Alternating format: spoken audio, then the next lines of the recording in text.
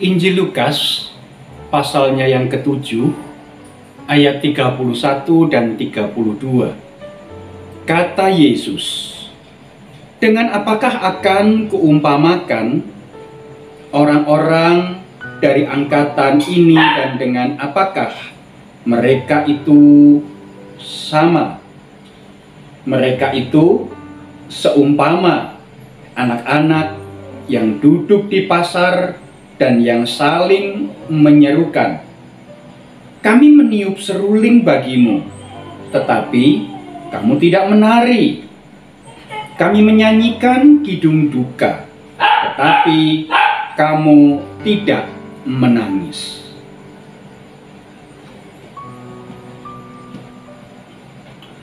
Selamat pagi Ibu Bapak, Saudara, anggota jemaat dan simpatisan GKI Taman Majapahit Semarang. Bagaimana kabar Anda pagi hari ini? Semoga tetap fresh, segar, penuh semangat, sebab berkat Tuhan ada di dalam hidup kita dan memimpin langkah perjalanan hidup kita pada hari ini. Ibu Bapak, Saudara yang terkasih dalam Tuhan Yesus Kristus, pernahkah kita mencoba mencermati apa yang terjadi di jalan raya? Oh, ada begitu banyak hal yang terjadi di jalan raya pada hari-hari ini. Mendekati hari-hari libur, jalanan begitu ramai, begitu padat, bukan hanya kendaraan roda 2, bukan hanya kendaraan roda 4, tetapi juga di sekitar gereja kita ini mulai lalu lalang truk-truk yang mengangkut barang-barang begitu banyak. Selain itu, apa yang Ibu Bapak Saudara dapati? Oh iya, kita juga mendapati adanya orang-orang yang mulai mengendarai kendaraannya dengan tergesa-gesa, cepat-cepat, buru-buru. Mungkin Ibu Bapak Saudara juga bisa mendapati orang-orang yang ngudut ngerokok ketika mengendarai sepeda motor. Saya paling sebel kalau ketemu yang seperti itu. Kenapa?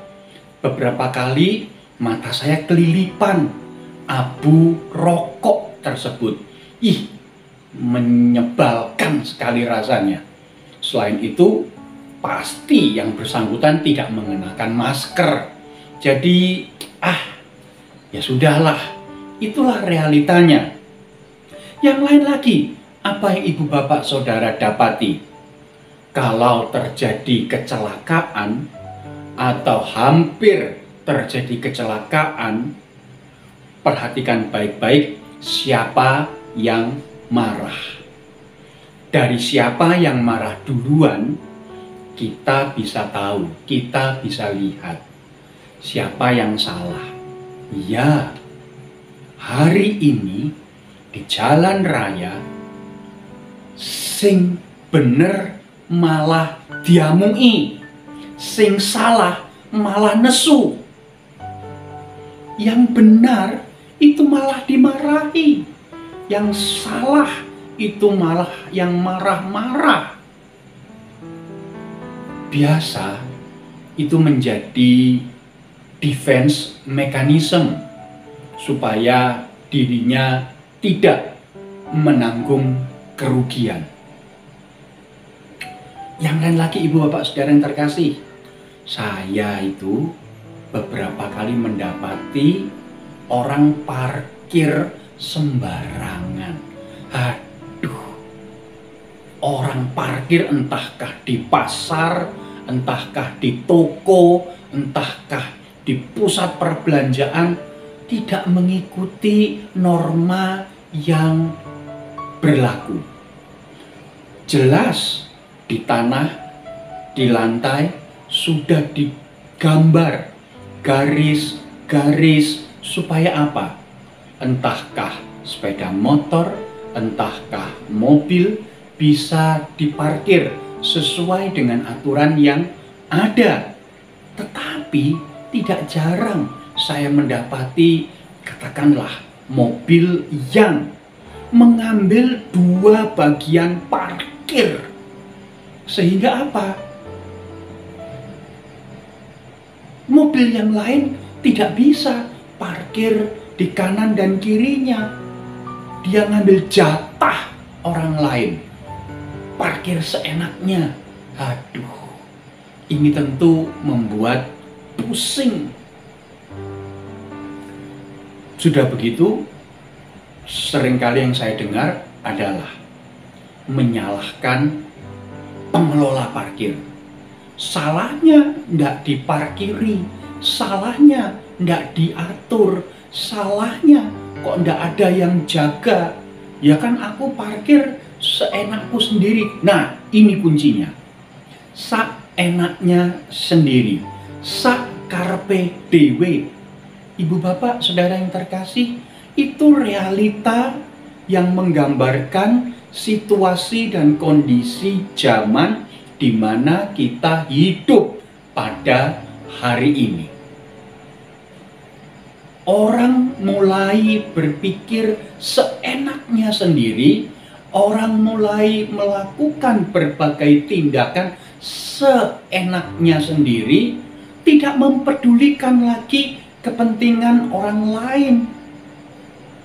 Dan ibu bapak saudara yang terkasih, hal-hal seperti ini seharusnya kita cermati, seharusnya kita lihat, seharusnya kita telisik.